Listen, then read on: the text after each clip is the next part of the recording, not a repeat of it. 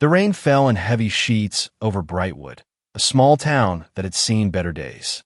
Most of the storefronts along Main Street had gone dark hours ago, their faded awnings dripping steadily onto empty sidewalks. Only a few lights still burned. The old-fashioned street lamps with their soft yellow glow, the all-night diner at the edge of town, and the steady beacon of Ryder's Auto Repair. Inside the garage, Ethan Ryder wiped sweat from his brow with a forearm already smudged with grease. The truck he was working on, an ancient Ford that belonged to Old Man Jenkins, needed to be operational by morning. Jenkins had been clear. No truck meant no way to get to his fields, which meant crops would suffer, which meant more financial hardship for another of Brightwood's struggling residents. Just a little more, Ethan muttered to himself, voice nearly drowned by the thunderous downpour hammering the metal roof above. At 32, Ethan's face carried lines that made him look closer to 40. His broad shoulders hunched over the engine, muscular arms tensed as he wrestled with a particularly stubborn bolt. His father had always told him that being a mechanic wasn't just fixing machines. It was keeping people's lives running. That philosophy had guided Ethan since inheriting the garage 5 years ago, after his father's heart gave out right in this very spot. The bell at the front desk chimed as the side door opened, bringing with it a gust of cool, rain-scented air. Still at it, Ethan, Eliza Peterson stepped in, holding a large thermos. The owner of the coffee corner across the street had made it her personal mission to keep Ethan caffeinated during his late nights. Jenkins needs his truck by dawn, Ethan said, straightening up with a wince as his back protested. He hadn't slept properly in days. Between Mrs. Wallace's station wagon, the Henderson's minivan, and now Jenkins' truck, he barely had time to eat, let alone rest. This is the third night this week I've seen your lights on past midnight. Eliza set the thermos down on his workbench. You know what they say about all work and no play. Ethan managed a tired smile. Makes Ethan able to pay the bills. Verily, I'd wager. Eliza's eyes softened with concern. You're still behind on the loan payments? He nodded, turning back to the engine. Bank's giving me till the end of the month. I'll make it work. Always do. The whole town appreciates what you do, you know. When my delivery van broke down last winter, you fixed it before your own heater. Nearly froze yourself solid. It's nothing special, Ethan murmured, uncomfortable with praise as always. The door opened again, and Gerald Griffin, Brightwood's mail carrier for nearly 40 years, poked his head in. His white mustache was dripping with rain. Thought I'd find you burning the midnight oil, Griffin said. Just wanted to let you know I'll need an oil change tomorrow, if you can fit me in. No rush though, son. I know you've got Jenkins' beast to tame first. I'll squeeze you in, mister. Griffin, Ethan promised. Around noon. Perfect. Griffin nodded appreciatively. Don't work yourself to death now. Your father did enough of that for both of you. After they left, silence settled back over the garage, broken only by the rain and the occasional rumble of thunder. Ethan returned to his work, ignoring the heaviness in his limbs and the dull throb behind his eyes. His mind wandered to the stack of bills in his desk drawer. Utilities threatening disconnection, bank loan payments past due, suppliers demanding payment. The weight of it all pressed down on him harder than any engine block he'd ever lifted. Yet he'd never seriously considered leaving Brightwood. This garage, this town was all he had left of his parents. His mother had died when he was just 13, and his father had raised him amid the smells of motor oil and gasoline. Every tool in this garage had a memory attached to it. The wrench in his hand had been his father's favorite. The diagnosis manual on the shelf had his mother's handwriting in the margins. She'd been the one who kept the books before she got sick. As the night deepened, Ethan's vision began to blur. He'd fix one component only to discover another issue behind it. His hands, usually steady, began to tremble with exhaustion. The final warning came when he nearly burned himself on the engine block, jerking his hand back just in time. Just need a minute, he mumbled to no one, leaning heavily against the workbench. That minute stretched as his body betrayed him. His knees buckled, tools clattered to the floor, and the world tilted sideways. Ethan barely registered the cold concrete against his cheek as consciousness slipped away. Miles away, On the rain-slick highway leading into Brightwood, a sleek black Audi sputtered and died. Inside, Claire Whitmore cursed softly, pressing the starter again and again to no avail. The luxury car, so reliable on the manicured streets of the city, had finally surrendered to the relentless downpour. Claire reached for her phone, her fingers trembling slightly. The screen illuminated her face, showing high cheekbones, intelligent green eyes now shadowed with worry, and full lips pressed into a tight line. Her blonde hair, usually perfectly styled, had been hastily pulled back into a simple ponytail. She looked nothing like the polished heiress whose photo occasionally graced the society pages. She scrolled through her contacts, but stopped. Who could she call? Her family would use any distress call to track her down, and her so-called friends were her father's spies more than her confidants. With a sigh, she searched for local mechanics instead, finding only one listing for the small town ahead, Ryder's Auto Repair. The call rang several times before going to a generic voicemail. Claire ended the call without leaving a message, a cold knot of panic forming in her stomach. She was truly alone out here, miles from anywhere familiar, with a storm raging outside her useless luxury car. "I can do this," she whispered to herself, grabbing her raincoat from the back seat and steeling herself for the walk ahead. According to her navigation, Brightwood was less than a mile away. As lightning split the sky, illuminating the empty road ahead, Claire Whitmore, sole heiress to the Whitmore Holdings fortune and reluctant society darling, stepped out into the storm, leaving behind one life in pursuit of another she couldn't yet name. The rain pounded mercilessly as Claire made her way into Brightwood. The town seemed deserted, most buildings dark and shuttered against the storm. Her designer boots, never intended for such conditions, were soaked through, her feet numb with cold. Her coat, while expensive, did little to keep out the driving rain. When she spotted the illuminated sign of Ryder's Auto Repair, relief flooded through her. At least someone was still awake in this ghost town. She quickened her pace, nearly slipping on the wet pavement in her haste. The main entrance was locked, but she noticed light spilling from around the side of the building. Following it, she found a partially open door leading into the garage itself. She hesitated only briefly before knocking loudly. "Hello, is anyone there? I need help with my car," she called out, raising her voice above the storm. When no answer came, she pushed the door open wider and stepped inside, immediately enveloped by the warm air, scented with oil and metal. The garage was well organized, but clearly well used, with parts and tools arranged methodically around the space. A pickup truck with its hood up dominated the center of the floor. "Hello," she called again, moving further inside. That's when she saw him. A large man collapsed on the floor beside a workbench, tools scattered around him. For a terrifying moment, Claire thought he might be dead, but then she noticed the slight rise and fall of his chest. "Oh my God," she gasped, rushing to kneel beside him. "Sir, can you hear me?" When he didn't respond, Claire gently rolled him onto his back, checking for injuries. Finding none obvious, she pulled off her wet coat and folded it under his head. His face was drawn with exhaustion, dark circles prominent under his eyes. But even in unconsciousness, there was a gentleness to his features that reassured her. Claire fumbled for her phone, ready to call emergency services when the man's eyelids fluttered. He groaned, one hand coming up to his temple. "Wah," he mumbled, eyes opening to reveal a startling blue that contrasted with his oil-smudged face. "Don't try to move yet," Claire instructed, her voice automatically taking on the authoritative tone she'd learned from her father. "You collapsed. Do you know where you are?" The man blinked several times, confusion giving way to recognition as he took in his surroundings. "My garage," he said hoarsely. "Who are you?" "Claire. My car broke down on the highway. I called, but no one answered." She helped him to a sitting position when he attempted to rise. "Should I call an ambulance?" "No," he said quickly, then winced at his own vehemence. "No ambulance. I'm fine. Just overdid it a bit."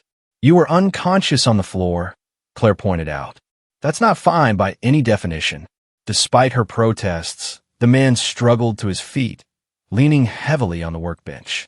Up close, Claire could see he was younger than she'd initially thought, perhaps early 30s, though fatigue had aged him temporarily. "I'm Ethan," he said, extending a greasy hand before quickly withdrawing it with an embarrassed look. "Ethan Ryder. This is my shop." "Claire," she repeated, deliberately omitting her surname. "I'm really sorry to bother you so late, but my car died about a mile back on the highway. I don't suppose you make house calls in the middle of rainstorms." Ethan glanced at the clock on the wall, nearly 2 a.m., then at the truck he'd been working on. Conflict played out on his face. Responsibility to one customer versus the needs of another. "Let me get you some water," he said finally, making his way carefully to a small refrigerator in the corner.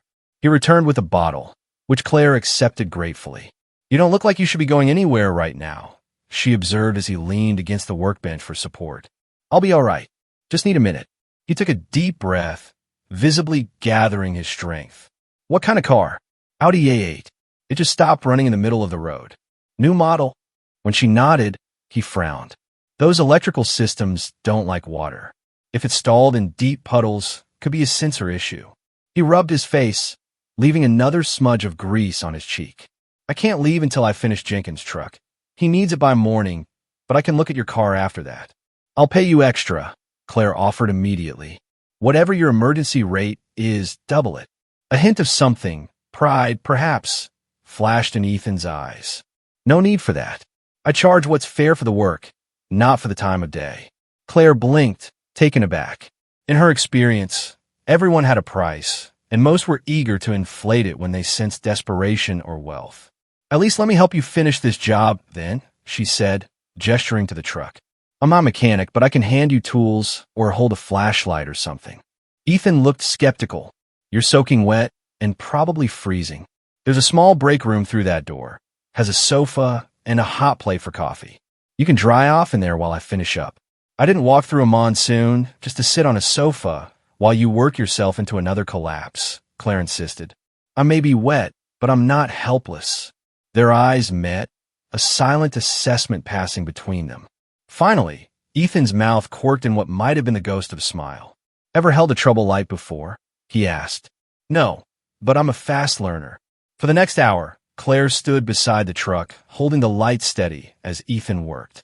Her arm ached, and her wet clothes clung uncomfortably to her skin, but she refused to complain. Ethan moved methodically despite his obvious fatigue, explaining what he was doing in short, simple terms when she asked questions. "Why is this truck so important?" Claire eventually asked as Ethan tightened the last few bolts on the newly repaired fuel line. "Belongs to Jenkins, local farmer. Without it, he can't get to his fields tomorrow." Ethan wiped his hands on a rag. His crop's already struggling with all this rain. He can't afford to lose a day. "And you're killing yourself to help him because—" Ethan looked up, genuine surprise crossing his features. "Because he needs his truck, and I said I'd fix it." The simplicity of his answer struck Claire deeply. In her world, promises were bargaining chips, made to be renegotiated when circumstances changed. Ethan spoke as if keeping his word was as natural and necessary as breathing. "What about your health? Doesn't that matter too? I've gone without sleep before." The truck is almost done. He returned to his work, but swayed slightly, catching himself on the edge of the hood. Claire moved quickly to steady him, her hand on his arm, feeling the solid muscle beneath the worn fabric of his shirt. "Sit down before you fall down." Again, to her surprise, he complied, sinking onto a nearby stool. Claire handed him the water bottle, which he drained in several long gulps. "I need to get away," she said suddenly, the words tumbling out before she could reconsider. "From my family, from my life. I just need to disappear for a while, and I need you to help me. At least for tonight. I need you to fix my car so I can keep driving." Ethan studied her, his blue eyes surprisingly perceptive despite his exhaustion. Running from something, or towards something? Both. Neither. Claire sighed, pushing damp strands of hair from her face. "My father arranged a marriage for me. Can you believe that?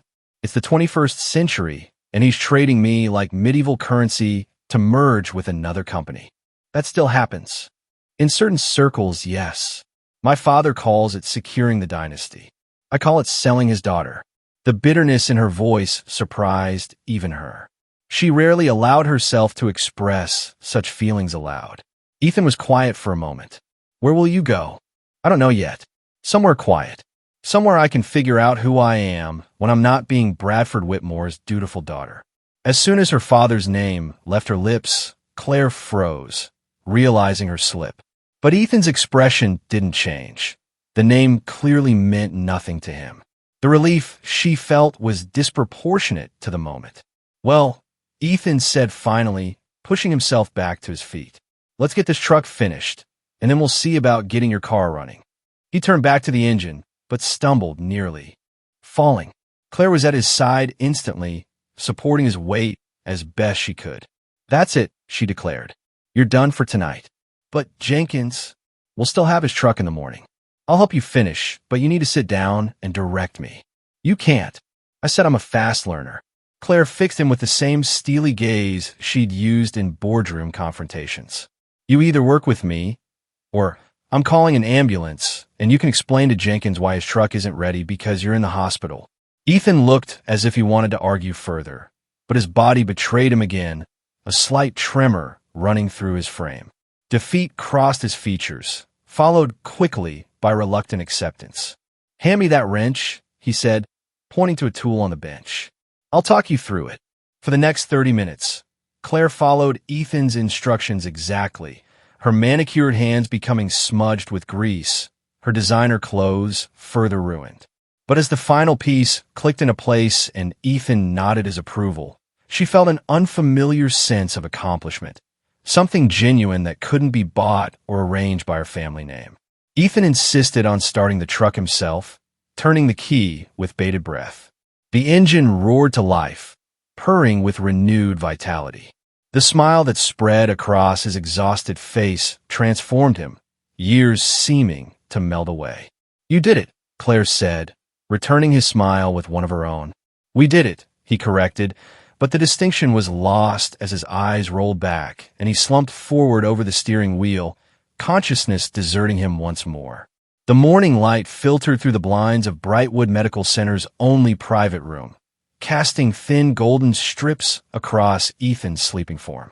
Claire sat in the visitor's chair, her own exhaustion evident in the dark circles under her eyes and the rumpled state of her borrowed clothes. A Brightwood High School sweatshirt and jeans loaned by a sympathetic nurse. When Ethan had collapsed for the second time, Claire had ignored his earlier protests and called for help. The town's only doctor, a gray-haired man named Dr. Wilson, had arrived within minutes, along with 2 volunteer EMTs. Their efficiency and concern spoke volumes about Ethan's standing in the community. Extreme exhaustion and mild dehydration had been Dr. Wilson's diagnosis. Nothing that rest and fluids won't fix, but he's been running on empty for too long. Body had to shut down eventually. Claire had followed the ambulance to the small medical center, answering questions as best she could without revealing too much about herself. Dr. Wilson had mistaken her for a passing traveler who'd stumbled upon Ethan, and she hadn't corrected him. Now, as morning brightened the room, Ethan stirred, his eyes opening slowly to find Claire watching him. The truck, he mumbled, trying to sit up, is already at Jenkins' farm, Claire assured him, placing a gentle hand on his arm. Dr. Wilson called someone named Bobby to deliver it at dawn. Ethan relaxed slightly, sinking back into the pillows. You stayed, he observed, his voice rough with sleep. You collapsed trying to help me. It seemed only fair. A nurse bustled in before Ethan could respond, checking his vitals and admonishing him for working himself half to death again. From her familiar tone, Claire gathered this wasn't Ethan's first visit to the medical center for similar reasons. The whole town's talking about your midnight rescuer, the nurse said with a meaningful glance at Claire. Eliza at the coffee corner says she's never seen you with a woman before, let alone one who'd bring you to the hospital. It's not like that, Nancy, Ethan protested weakly, color rising in his cheeks. Her car broke down. I was just doing my job. Nancy hummed skeptically, adjusting his foredrip. Well, Dr. Wilson says you're staying put until at least this afternoon. Those are orders, not suggestions.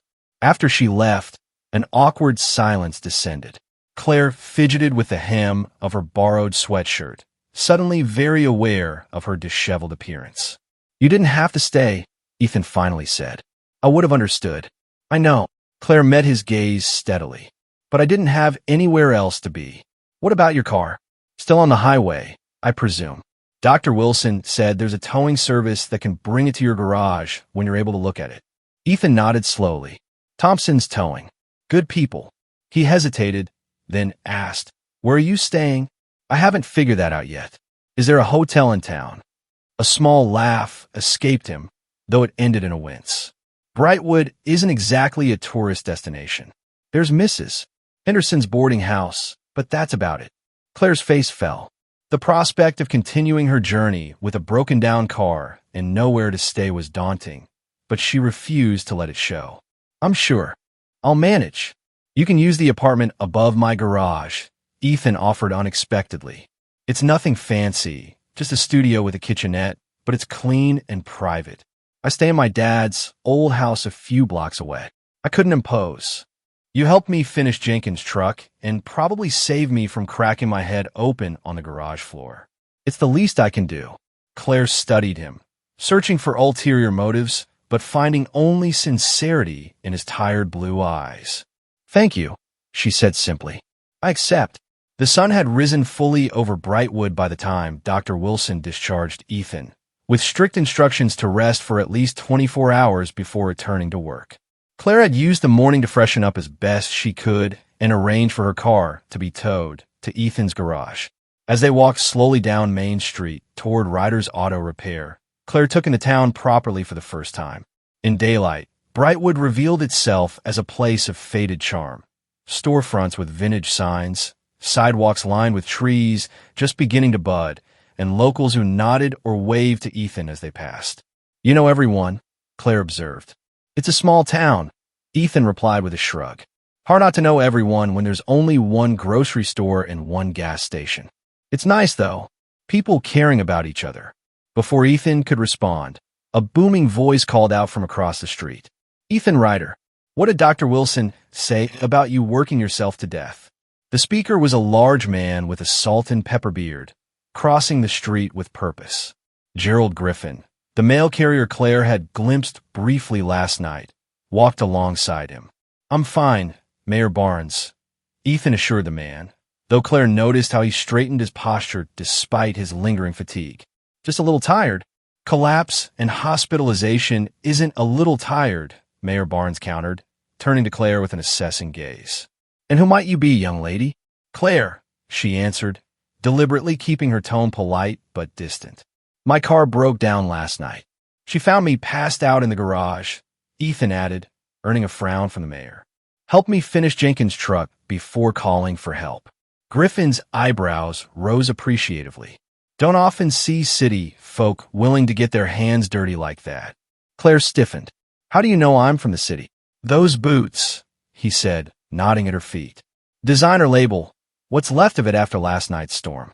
Not exactly small-town footwear." Mayor Barnes was still studying her with uncomfortable intensity. "You look familiar, miss. Have we met before?" "I doubt it," Claire said quickly. "I was just passing through when my car broke down." "Well, our Ethan here is the best mechanic in 3 counties. He'll have you back on the road in no time." The mayor clapped a hand on Ethan's shoulder. "Once he's at proper rest, that is." As they continued toward the garage, Ethan glanced at Claire. "Sorry about that. Small towns. Everyone's in everyone else's business." "It's fine," she assured him, though a new tension had taken root in her shoulders. If the mayor thought she looked familiar, others might too. The Whitmore family wasn't celebrity famous, but their pictures occasionally appeared in business publications and society pages. At the garage, they found Claire's Audi already parked inside, courtesy of Thompson's Towing. Ethan circled it once, professional interest momentarily overriding his fatigue. "I won't know for sure until I can get under the hood, but my guess is water infiltration in the electronics," he said. "Parts might take a few days to come in." "A few days?" Claire echoed, both dismayed and oddly relieved. "This isn't exactly an Audi dealership," Ethan reminded her with a slight smile. I can order what you need, but delivery out here takes time. He led her up a narrow staircase at the back of the garage to the apartment he'd mentioned. It was indeed small, a single room with a bed against one wall, a worn but clean sofa, a tiny kitchenette, and a door that presumably led to a bathroom. The space was sparsely furnished but tidy, with large windows that flooded the room with light. Like I said, nothing fancy, Ethan said, watching her take it in. Sheets in the closet are clean. Bathroom has towels. Fridge is empty, but Eliza's place across the street does breakfast all day. It's perfect, Claire said honestly. After years of sprawling penthouses and mansion suites, the simplicity was refreshing. Thank you, Ethan. He nodded, clearly uncomfortable with gratitude. I should get home and rest before Dr. Wilson sends a search party. Call my cell if you need anything. Numbers by the phone. After he left, Claire sank onto the sofa, the events of the past 24 hours crashing over her in waves. She had fled her family, her fiancé-to-be, her entire life of privilege, ending up in a tiny town she'd never heard of before yesterday. Yet for the first time in recent memory, she felt like she could breathe. Curious about her temporary home, Claire explored the apartment more thoroughly. The closet held neatly folded linens. The bathroom was basic but clean, and the kitchen cabinets contained just enough dishes and cookware for one person. On the windowsill, a single succulent plant thrived in a coffee mug that read "World's Best Dad," a small touch of life and personality in the otherwise functional space. Her stomach growled, reminding her that she hadn't eaten since a hasty sandwich at a gas station yesterday afternoon. Following Ethan's suggestion, she headed across the street to the coffee corner. The bell above the door jingled as she entered, drawing the attention of the few patrons scattered among the tables. A woman in her 50s looked up from behind the counter, recognition flashing in her eyes. You must be the girl who found Ethan, she said, wiping her hands on her apron. I'm Elisa. Coffee, please, Claire said, sliding onto a stool at the counter. And whatever's good to eat. I am starving. Special today is blueberry pancakes. Best in the county, if I do say so myself. Sounds perfect. Eliza poured coffee into a thick ceramic mug and pushed it toward Claire, studying her with unabashed curiosity. You staying at Ethan's apartment? News traveled quickly in small towns, Claire was learning. Just until my car's fixed. That boy, Eliza sighed, shaking her head, works himself half to death, keeping everyone else on the road. His father was the same way. Heart attack at 52, right there in the garage. Ethan found him. Claire's own heart twisted at the thought. That's awful. Worst part is, Ethan's heading down the same road. Bank's been after him about loan payments. Town's too small to support a mechanic properly these days, but we need him too much to lose him. As Eliza bustled off to prepare her pancakes, Claire sipped her coffee thoughtfully. The financial struggles Ethan had hinted at were apparently common knowledge in Brightwood. Yet there seemed to be no embarrassment attached to the information, just communal concern. The pancakes, when they arrived, were indeed excellent. Claire hadn't realized how hungry she was until the first bite hit her tongue, sweet and tangy and perfect. She was halfway through the stack when the door jingled again, and Mayor Barnes entered with an older woman on his arm. There she is, he said to his companion, nodding toward Claire. The mystery woman who brought our Ethan to the hospital. The woman approached, her keen eyes taking in every detail of Claire's appearance. I'm Margaret Barnes, dear, the mayor's better half. Claire, she replied again, wishing she had thought to use a pseudonym from the start. We're having a little get-together tonight at our place, Margaret continued. Nothing fancy, just a few friends for dinner. You should join us, get to know some folks while you're waiting on your car. Oh, I couldn't impose. Nonsense. We'd love to have you. 7 o'clock. Ethan knows the way. He can bring you. Before Claire could formulate a polite refusal, the couple had moved on to greet other patrons, leaving her with a sinking feeling. The last thing she needed was more scrutiny from the townsfolk, especially the mayor who already thought she looked familiar. As she paid for her breakfast, Eliza leaned in conspiratorially. The Barnes' dinner parties are legendary. The mayor fancies himself a gourmet chef, isn't half bad, either. Go. It'll be good for Ethan to get out too. Claire nodded non-committally and left, wandering down Main Street to get her bearings. Brightwood was indeed small. She could see the entire commercial district from where she stood. Beyond the storefronts, modest homes lined quiet streets, and in the distance, farmland stretched toward rolling hills. Without consciously deciding, she found herself walking toward the tallest building in town, a Victorian structure with a sagging porch and a sign identifying it as the Brightwood Public Library. The door creaked as she entered, revealing shelves of books and a centrally placed circulation desk where an elderly woman dozed in a chair. The woman startled awake at Claire's approach. "Oh, hello there. Not often we get new faces in the library." "Just browsing," Claire assured her. "I'm in town temporarily while my car gets fixed." "Well, make yourself at home. I'm Carol, the librarian. Don't mind the dust. Budget cuts mean I'm the only staff left, and these old bones can't climb ladders to dust the top shelves anymore." Claire spent the morning wandering among the stacks, eventually settling in a worn armchair with a mystery novel. The library was quiet, peaceful in a way her life rarely allowed. No phone calls, no assistants bearing urgent messages, no social obligations requiring her attention. Just books, dust motes dancing in, sunbeams, and the occasional sound of Carol turning pages at her desk. Around noon, Carol approached with an apologetic expression. "I hate to disturb you, dear, but I'm closing up for lunch. Old routine I can't seem to break, even though there's rarely anyone to kick out these days." "No problem," Claire said, marking her place in the book. "May I check this out to finish later?" "Of course, though I'll need to make you a temporary card." As Carol went through the process, carefully handwriting Claire's information on an actual paper card, she chatted about the library's history. This building was the original town hall, built in 1892, became the library in the 1950s. Used to be the heart of Brightwood. Story hours, community meetings, even dances in the reading room. "What happened?" Claire asked, genuinely curious. "Internet happened. Budget cuts happened. Young folks moving away happened." Carol sighed, stamping the due date in the book with practiced precision. "Mayor's been talking about closing us down. Says the town can't afford the upkeep anymore." "That would be a shame," Claire said, looking around at the grand old space with its vaulted ceilings and stained glass windows. "This place has so much character." "Tell that to the budget committee," Carol snorted. "Character doesn't pay heating bills." After leaving the library, Claire walked back toward the garage, her borrowed book tucked under her arm. The town felt different in daylight, less mysterious, more melancholy. Buildings that had seemed merely quaint in the dark now revealed their peeling paint and cracked foundations. Brightwood wasn't just small, it was struggling. At the garage, she found Ethan, who should have been resting, examining her Audi with a diagnostic tablet in hand. "Dr. Wilson would have your head if he saw you," she admonished from the doorway.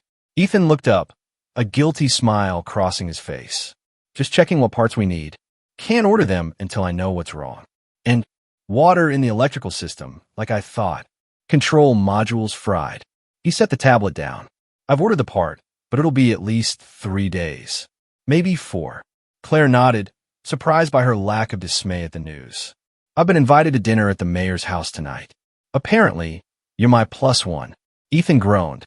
"Margaret's been trying to set me up with every single woman under 40 in a 50-mile radius since Sarah left." "Sarah?" "My ex-fiancée." His expression clouded briefly. She decided Brightwood was too small for her ambitions. Moved to Chicago 3 years ago. "I'm not looking to be set up," Claire clarified quickly. "I just couldn't figure out how to say no politely." "Welcome to small-town life," Ethan said with a rueful smile. "Once Margaret Barnes decides something, resistance is futile. So we're going? Unless you want to be the talk of the town for the next month, yes." He ran a hand through his hair, leaving it charmingly disheveled. "I'll pick you up at 6:45. Nothing fancy. Brightwood's version of dress-up is a clean shirt without a logo." Claire found herself smiling. "I think I can manage that." That evening, Claire stood before the small mirror in the apartment bathroom, assessing her appearance. The borrowed jeans and sweatshirt had been replaced by the least ostentatious outfit from her suitcase: black slacks, and a simple blue blouse. She'd washed her hair in the shower, letting it dry naturally into soft waves instead of the sleek blowout she usually favored. A knock at the door announced Ethan's arrival. When she opened it, she was momentarily taken aback. Clean-shaven and dressed in dark jeans and a button-down shirt, with his hair tamed and his face rested, he looked younger and even more handsome than she had realized. "You look nice," they both said simultaneously, then laughed at the coincidence. The walk to the mayor's house was pleasant, the evening air cool but not cold. Ethan pointed out landmarks as they went: the elementary school where he'd learned to read, the park where teenagers still gathered on weekend nights, the diner that had the best pie but the worst coffee in town. "How long has your family been in Brightwood?" Claire asked as they turned onto a quiet residential street, lined with well-maintained older homes. "4 generations. My great-grandfather opened the garage in 1923, back when cars were still a novelty around here." Pride colored his voice. "He taught my grandfather, who taught my dad, who taught me. You never wanted to do anything else?" Ethan considered the question seriously. "I thought about engineering school after high school. Got accepted to state, even had a partial scholarship. But Dad needed help at the shop, and then Mom got sick." He shrugged. "Life happens. I don't regret it. I'm good at what I do." "Yes, you are," Claire agreed softly. They arrived at a large Victorian house with a wraparound porch light spilling from every window. Mayor Barnes greeted them at the door with exuberant handshakes, ushering them into a living room where several other guests were already gathered. "Everyone, this is Claire, our visitor," he announced. "And you all know Ethan, of course." Claire found herself being introduced to a dizzying array of townsfolk. The school principal and his wife, the town's only dentist, Griffin and his adult daughter, and several others whose names and occupations blurred together. Everyone was polite, curious without being intrusive, and genuinely welcoming. Dinner was served in a formal dining room, the table laden with enough food for twice their number. As promised, Mayor Barnes had outdone himself. Roast beef, scalloped potatoes, fresh vegetables, and homemade bread filled plates and prompted appreciative murmurs from the guests. Claire found herself seated between Ethan and the dentist, Dr. Patel, who regarded her with friendly interest. "Ethan rarely brings a date to these gatherings," he said as he passed her the breadbasket. "You must be special." "Oh, we're not," Claire began, but was interrupted by Margaret Barnes. "How's the garage doing these days, Ethan?" she asked from the head of the table. "Any better than last month?" An uncomfortable silence descended briefly. Ethan cleared his throat. "About the same. But Jenkins' truck is running well again, and Mrs. Rodriguez finally replaced her old sedan instead of asking me to resurrect it for the 10th time." "The town needs its mechanic," Mayor Barnes said, raising his glass in a small salute. "Don't know what we'd do without Ryder's Auto Repair. It's getting harder, though, isn't it?" This from the school principal. "My sister in Oak Ridge says their mechanic closed up shop last year. Everyone has to drive to the city now." The conversation turned to the economic challenges facing small towns like Brightwood. Young people moving away, businesses struggling, services consolidating in larger communities. Claire listened, fascinated by the frank discussion of issues that would never be acknowledged at her father's dinner parties, where appearances were paramount and struggles were hidden behind practiced smiles. "The library's next on the chopping block," Carol, the librarian, said grimly. "Budget meeting next week will decide whether we stay open or close for good." "It's not personal," Carol, the mayor, sighed. "We just don't have the resources to maintain everything anymore. Priorities have to be made." "And a library isn't a priority?" Carol challenged. "What about the children who rely on our after-school programs? Or the seniors who use our computers to talk to grandkids across the country? Or our history archives that preserve Brightwood's heritage?" The debate continued through dessert, a spectacular apple pie that momentarily paused the conversation as everyone savored the first bite. Claire watched the dynamics around the table with interest. Despite the disagreements, there was an underlying respect, a sense that everyone ultimately wanted what was best for their town. As coffee was served, Margaret Barnes turned her attention to Claire. "So, Claire, what brings you through our little corner of nowhere? Besides car trouble, that is." Claire felt all eyes turn to her. She hesitated, then decided on a version of the truth. I needed a break from my life in the city. Sometimes you have to step away to get perspective. Job troubles? Someone asked sympathetically. Family troubles, Claire admitted. My father has expectations that don't align with what I want for myself. Ethan shifted beside her, his arm brushing hers in silent support. Parents often think they know what's best, Dr. Patel observed. My father wanted me to be a heart surgeon in a big hospital. He couldn't understand why I'd rather fill cavities in a small town. He smiled, but I've never regretted my choice. What do you want for yourself? Margaret asked, her tone gentler than before. The question caught Claire off guard. What did she want? She'd spent so long fulfilling her role in the Whitmore dynasty that she'd rarely allowed herself to consider the question. I'm not entirely sure yet, she answered honestly. That's part of what I'm trying to figure out. The conversation naturally shifted to other topics, but Claire noticed Ethan watching her with thoughtful eyes for the remainder of the evening. The next few days fell into a surprisingly comfortable routine. Claire spent mornings at the library, afternoons exploring the town, or helping at the coffee corner when Eliza was short-staffed, and evenings in the garage apartment or occasionally sharing dinner with Ethan at the diner. Brightwood began to feel less like a temporary stop and more like a haven. The simplicity of daily life, walking everywhere, greeting the same people each day, enjoying meals without business agendas or social climbing, awakened something in Claire that had long been dormant, a sense of belonging, of community, of genuine connection.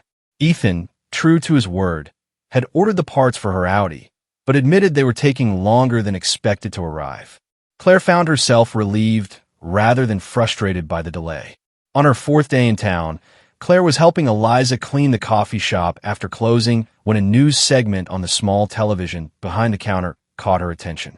The screen showed her father, Bradford Whitmore, standing at a podium. We remain hopeful that my daughter will return home soon, he was saying, his expression appropriately concerned for the cameras. The merger plans are temporarily on hold until this family matter is resolved. Claire froze, dish towel in hand, as her own photograph appeared on screen. A professional portrait taken for the company website, showing her in a tailored suit with her hair pulled back severely. Claire. Eliza's voice seemed to come from far away. Claire, are you all right? I need some air, Claire managed, hurrying out the back door into the alley behind the shop. She leaned against the brick wall, heart racing. She should have known her father would go public, using her disappearance as both a sympathy play and a strategic business move. The merger was on hold, putting pressure on the other company while positioning Bradford as the concerned father rather than the ruthless businessman he truly was. The door opened behind her, and Eliza stepped out. That was you on the TV, wasn't it? You're that missing Whitmore heiress. Claire nodded miserably. I'm sorry I didn't tell you. To her surprise, Eliza simply shrugged. Your business is your business. Though it explains the fancy boots and why the mayor thought you looked familiar. She leaned against the wall beside Claire. For what it's worth, your secret's safe with me for now, but folks will figure out eventually. News travels. I know, Claire sighed. I just needed some time to think, to breathe. My father arranged for me to marry the son of our biggest competitor, a merger of families to complement the merger of companies. I found out by overhearing him discussing it with our legal team, like it was just another business transaction. So you ran. So I ran, Claire confirmed.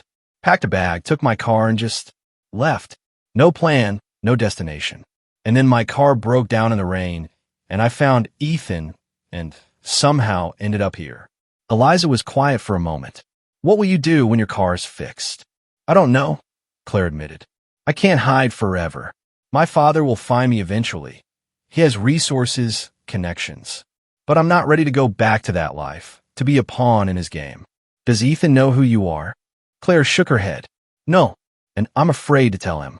He's been so kind, so genuine. I don't want him to look at me differently. That boy's got a good heart, Eliza said. But secrets have a way of coming out at the worst possible time. Better from you than from someone else.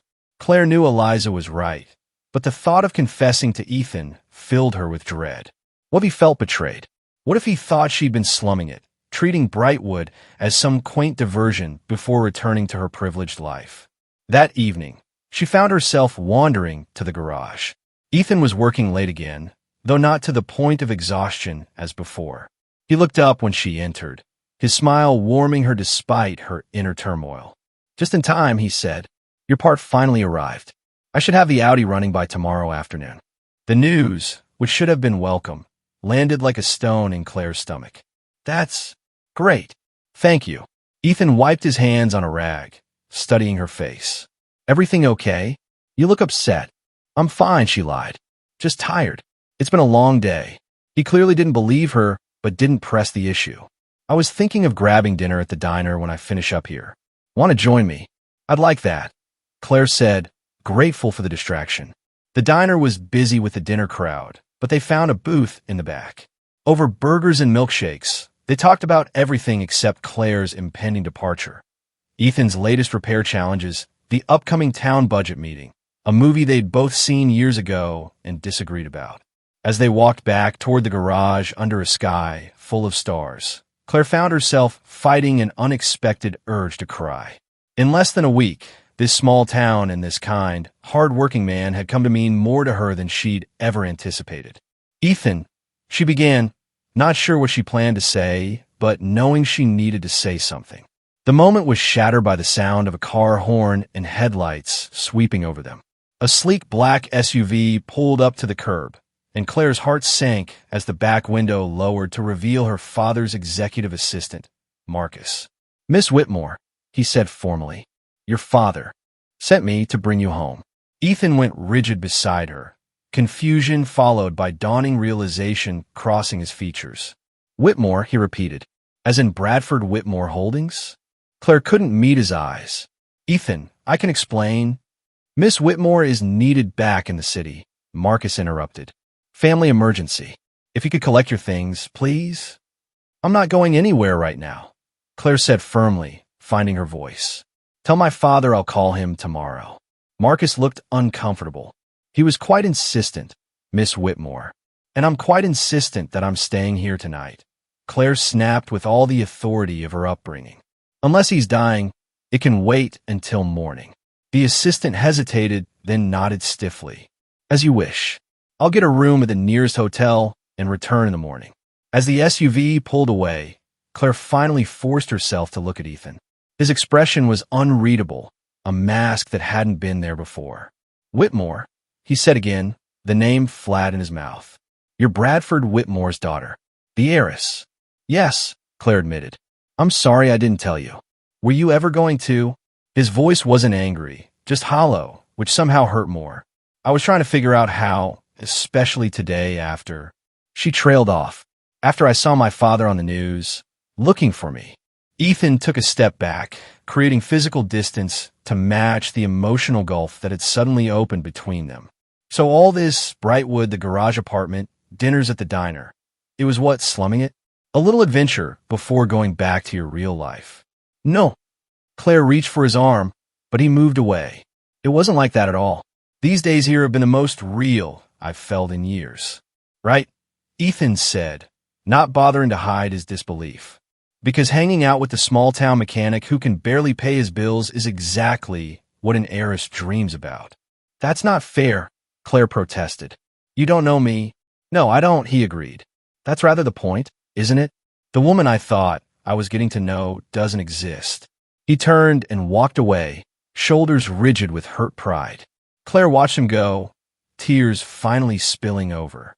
She wanted to run after him, to make him understand, but what could she say? The chasm between their worlds suddenly seemed unbridgeable. She returned to the garage apartment alone, packing her belongings mechanically. Her Audi would be fixed tomorrow, Marcus would return, and she would go back to the life she'd tried to escape. The brief respite was over. Morning brought no clarity or comfort.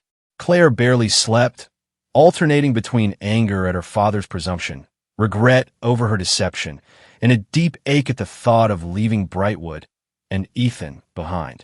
When she ventured downstairs to the garage, she found her Audi parked outside, keys on the seat. The message was clear. Ethan had finished the repairs, but didn't want to face her again. A handwritten invoice was tucked under the wiper blade, the amount far less than she'd expected.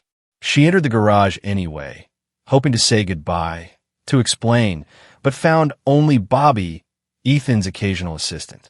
"He's not here," Bobby said, not unkindly. "Said he had errands to run this morning." Claire nodded, fighting disappointment. "When he comes back, will you tell him I'm sorry?" And that. She trailed off, unsure what message could possibly bridge the gap between them now. "I'll tell him you said goodbye," Bobby offered. Claire thanked him and left, driving her newly repaired car to the coffee corner. Eliza was behind the counter, her expression sympathetic. "Word travels fast," she said, placing a coffee in front of Claire without being asked. "Heard your father's assistant found you last night." "News travels fast," Claire agreed wearily. "I'm leaving today, and Ethan is avoiding me. Can't say I blame him." Eliza sighed. That boy's pride has always been his weakness. Too stubborn for his own good. "It's not just pride," Claire said. "I lied to him, or at least didn't tell him the whole truth." "Did you lie about who you are as a person? About caring for this town, for the people in it?" When Claire shook her head, Eliza continued. "Then you just omitted a detail, an important one, granted, but still just a detail. Your bank account doesn't define you any more than Ethan's defines him." Claire wished she could believe it was that simple. "I should get going. My father's assistant will be waiting." "Before you go," Eliza said, "you should know there's a town meeting at noon. About the library. Carol's making one last plea to save it before the budget vote tomorrow. I'll be gone by then." "It's your choice," Eliza shrugged. "Always has been." As Claire drove through town, toward the main highway, her thoughts churned. Everything had happened so quickly. Finding Brightwood, meeting Ethan, glimpsing a different kind of life. And now losing it all just as suddenly. The SUV idling at the town limits confirmed that Marcus was waiting as promised, ready to escort her back to her father's world. She drove past without stopping, an idea forming in her mind. The town hall was packed for the emergency budget meeting. Carol stood at the podium, passionately defending the library's value to the community. Mayor Barnes and the council members listened politely, but with the resigned expressions of people who had already made their decision. "The numbers simply don't work," the mayor was saying as Claire slipped into the back of the room. "The building needs a new roof, new wiring, updated plumbing. We're talking hundreds of thousands of dollars the town doesn't have. What if the money wasn't an issue?" Claire's voice rang out clearly from the back. All heads turned toward her, including Ethan's, who was seated near the front. His eyes widened in surprise. "Miss Whitmore," Mayor Barnes acknowledged, recognition dawning. "We thought you'd left town." "Not yet," Claire said, walking confidently to the front of the room. "And I have a proposition for Brightwood." She outlined her plan quickly, an endowment for the library's renovation and maintenance, funded personally rather than through her family's foundation. A commitment to preserving the historic building while updating its facilities to serve the community better. "Why would you do this?" one of the council members asked skeptically. "Because in the short time I've been here, I've seen what this town is, a community that cares for its own, that values character over wealth, that still believes in the power of connection. The library is the heart of that community." Claire's gaze found Ethan's. "Someone recently showed me what it means to care more about helping others than about personal gain. I'd like to pay that lesson forward." The council deliberated briefly before accepting her offer with cautious enthusiasm. As the meeting adjourned, townsfolk surrounded Claire with thanks and questions. She answered as best she could while trying to keep sight of Ethan, who was making his way toward the exit. "Ethan, wait," she called, finally breaking free from the crowd. He stopped but didn't turn around immediately. When he did, his expression was guarded. "I thought you'd be halfway to the city by now." "So did I," Claire admitted, "but I couldn't leave things like this. Not with you. Not with Brightwood." The library donation, was that guilt money?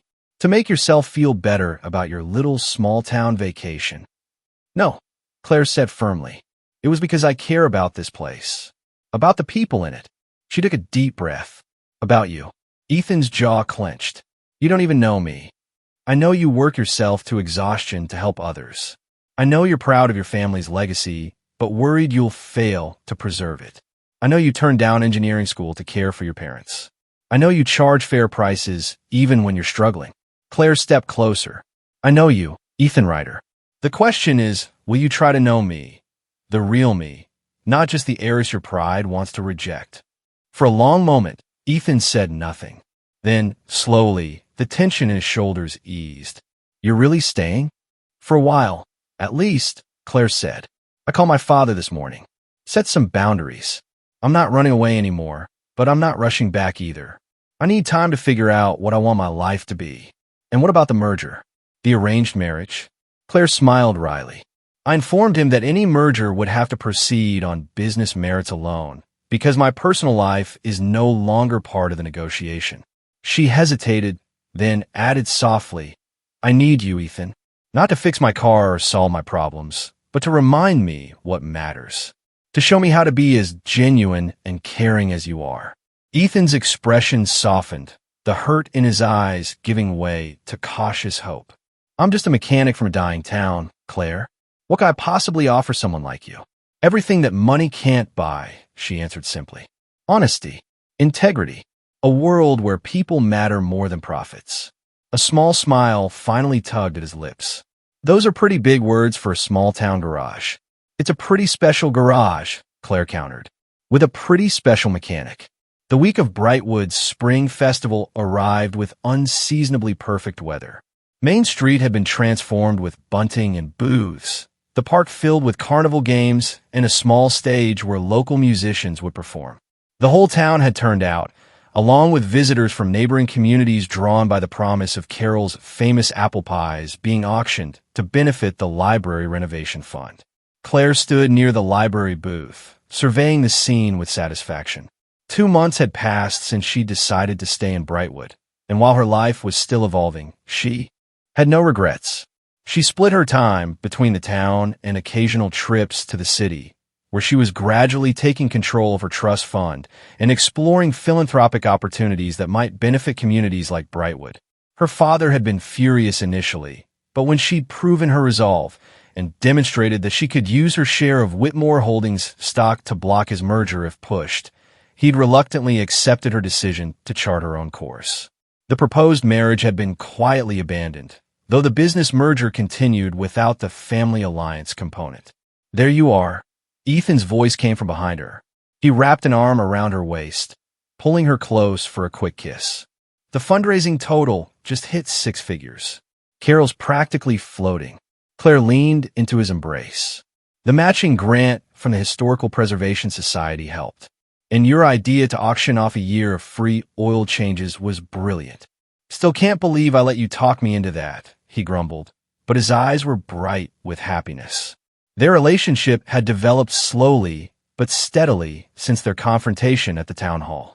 There had been adjustments on both sides, Claire learning to live without the luxuries she'd taken for granted, Ethan overcoming his pride to accept that sometimes love meant letting someone help. They complemented each other in unexpected ways.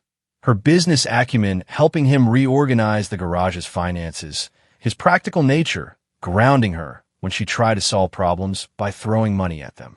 Have you thought more about my idea? Claire asked, watching the festival goers with contentment. About expanding the garage? Still thinking, Ethan admitted. It's a big step, hiring full-time help, adding the restoration service for classic cars. But with the loan you helped me refinance and the increased business from neighboring towns. You don't have to decide today, Claire assured him. Just something to consider for the future. Our future. The word hung between them, full of promise and possibility. They hadn't made formal commitments yet, but both knew they were building towards something lasting. Eliza approached, carrying a tray of cookies shaped like books for the library booth. You two lovebirds better get moving if you want good seats for the talent show. I hear Mayor Barnes is doing his Elvis impression again. As they walked hand in hand toward the park, Claire marveled at how quickly Brightwood had become home. The townspeople had accepted her despite her wealthy background. Once they understood, she wasn't there to change their way of life, but to become part of it.